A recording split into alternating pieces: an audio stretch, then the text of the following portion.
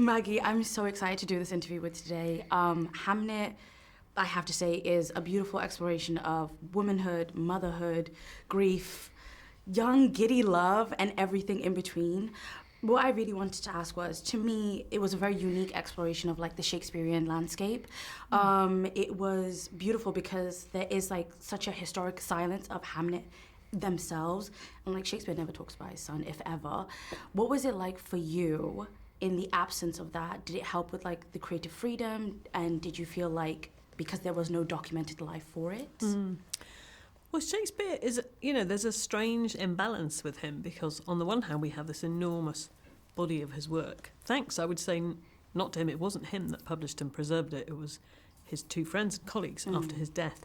So we have all that. But on the other hand, there's an awful lot about him that we don't know still, even, despite the best and incredible efforts of all these scholars and Shakespearean biographers who go on this kind of detective trail to unearth what they can about him. But there are quite a lot of gaps in his story. And to me, anyway, one of the biggest gaps has been about his children, in particular Hamlet. So while I was researching the book, I read all these kind of huge biographies of Shakespeare, and Hamlet's lucky, really, if he gets 2 mentions. They say that he was born, and then they say that he died.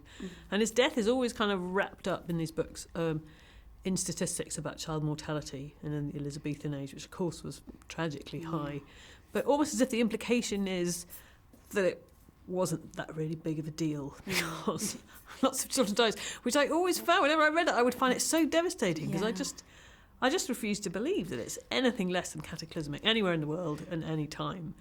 So I just wanted to I wanted to kind of put the boy centre stage and to tell people that he was really important and that he was loved and that he was grieved, and without whom we wouldn't have Hamlet. Yeah, I feel like his characterization, especially in the film, felt such like center stage, and he was like, his death and his life is honestly the catalyst for everything that goes on between Anya's and William Shakespeare. But what I appreciated was Anya's took center stage for this experience, and it was beautiful. What was it like for you portraying her second sight on film? Did you feel like it aligned more as like a gift of inheritance or kind of like a quiet rebellion of the historical accord? Well, I think, if there's not much written about Shakespeare, there's even less written about his wife. But in a sense, there's less documentation. There's barely any documentation about her at all, not even a birth certificate. But that hasn't stopped historians and scholars coming forward to really criticise her, to call her, illiterate and ignorant, and say that she trapped him into marriage and all this stuff, which has no evidence at all. But I've always felt, the society in Elizabethan England was very, very strict. You had to go to Protestant Mass once a week, and if you didn't, you got fined or you got sent to jail in some cases. But I've always felt it was really obvious in his plays, in Shakespeare's plays, that there's this whole countercurrent of belief that ran underneath that. And there's a lot of second sight in his book. There's a lot of prophecy, there's a lot of witchcraft, there's a lot of medicine and spells, and I thought and particularly in the female characters, and I just thought I'm going to give that to her. I've always wondered where that came from, and I just like to imagine it might have come from her. It was so beautiful, especially seeing like the experience and like the cycle of like mugwort, seeing it from mother to daughter to then mother again and then daughter. And what I loved, it kind of was like an incantation between the siblings as well, between Bartholomew and Anya. Like was it kind of important for you to kind of keep that cycle moving and rotating, kind of like a circle of life moment? Yeah, absolutely. It was Chloe who came up with the whole mugwort cycle, which I really loved. I don't know where she found it. She said it was some kind of ancient spell or incantation that she found, Genuinely but it's perfect. Loved it. It left like shivers in my body. Yeah. And I was like, okay. It's a really beautiful and very economic way of getting across Agnes's connection with her mother. It was beautiful, and also just kind of like your experience as you wrote the screenplay as well alongside Chloe. What was it like, kind of, because film compresses while your novel expands. What was it kind of like for you as a non-negotiable when you were like, oh, this has to survive the adaptation? It wasn't really that so much saying. Chloe came to the process with a really clear idea about which threads of the book she wanted to preserve and keep and which would make the film. And because I knew the narrative so well that I was able to say if we remove this element, then a couple of scenes down the line, this character's motivation doesn't make sense. But it was very collaborative between me and Chloe, and there was never a moment where it was never clear that one draft belonged to one of us and one to another, or this scene is hers and that scene is mine. It was we kind of discussed it all along the way and wrote it. We passed the drafts back and forth between us. I love that. It felt so, while I was watching it, I really did feel every part of you in the storytelling, whilst also like completely lost in the narrative. What was it like, would you say, for you witnessing that translation? And was there something about it where you were just like, oh, I didn't imagine I would see this in person? It was fair. I mean, the film feels like my baby. Sorry, not the book is my baby. Yeah. It always will be. Sorry. And the film, the novel's my baby, but the film is more like a niece or a nephew to me. It's very closely related, but ultimately someone else's responsibility. But and in a way, actually, I feel that the film and the book are not identical, and they shouldn't be. Actually, there would be no point in making a film that was exactly the same as book. But they feel not like identical twins, but fraternal twins, just like Hamlet and Judith. And let's talk about them. The actors, I feel like I want to know this, actually. What was that moment for you in which, once you saw it acted out, where you saw the twins as the twins themselves? Because their performance was... I never once looked at them as actors, but more of... Especially the scenes where they do things, where they switch between... What was that moment for you?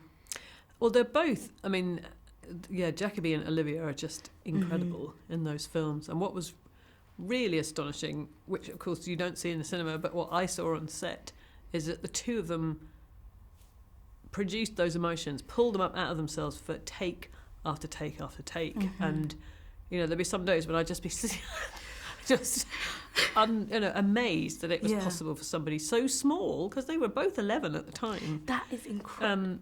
Do that, bring that forth. I felt like when I was watching it, I can't believe they were actually 11 at the time as well. I feel like when I was watching it, especially like when all three siblings would do like the scenes from Macbeth, it was such silent nods to Shakespeare without overtly mentioning him. What was that also like for you as well, to kind of make sure that Agnes and Hamnet themselves took center stage while making sure that this Titan still had the experience to come through as well? Well, one of the reasons I was so pleased when Chloe came forward expressing an interest in directing was that I always knew, I mean, I didn't know her before then, from watching her films, that she was never going to be the woman to make a kind of conventional costume drama. And I also knew that she was going to come at it from a really interesting angle and not actually put Shakespeare centre stage, to preserve that angle of the book. In a way. Yeah, I really loved it. It was, especially like, I'd want to know from your perspective, there's a very good balance of like conversation and nature always like meeting. What was that like for you as well? I mean, Chloe has such a talent for conveying nature. I mean, nature in her films is almost like another character or another plot. And, one of the ways, one of the challenges I think facing us when we were starting to write the screenplay was that the book is quite an interior novel, and how we were going to get that interiority to show it on screen so that cinema audiences could understand what the characters were feeling. And I always knew that Chloe, I mean, having seen The Rider and Nomadland, you can see that she has a real aptitude for expressing a character's emotions via the landscape. It's like a kind of objective correlative. And I think she does that to such beautiful effect in this film. Yeah. Was there any moments while, like, creating the screenplay? Because I remember you talking yesterday about how the book is around 300 pages, but the screenplay was around 90. Yeah. What was it like technically condensing it for you? And what was the parts where you and Chloe kind of like met in the middle of certain questions or like certain things that you wanted to make sure translated well into the screenplay? Yeah. Well, obviously, as I said, Chloe's got a lot of experience. It goes without saying, about making films. Yeah. And I think what I really learnt from that experience was just the economy that you have to employ in writing a screenplay. There was a time when we both wrote a version of one scene, and I looked at them side by side, and Chloe had written interior a house, and then straight into the scene, and I'd written interior a house, and then I'd written a long description of the house, and my dialogue didn't start till the next page. And I thought, okay, I need to save that for my novel. This is, screenplays, economy. One final question. I loved Jessie Buckley's portrayal of Agnes, especially like how she explored grief and love and joy. What was it like for you to see her bring Agnes to another life? Well, she's absolutely dream casting for that role. And Chloe, right from the start, said it had to be Jessie. And I completely agree. I mean, I can't imagine any other actor doing that role. She just pours herself, heart and soul, into the role. And, she has an extraordinary way of expressing every emotion. It sort of passes across her face like like clouds over a landscape. And it's it's her eyes. Wonderful. I feel like it's her eyes and like the way she screams. But yeah, this is amazing. Thank you so much for this. I'm so excited. Pleasure. Lovely to meet you, Coco. Thank you so much.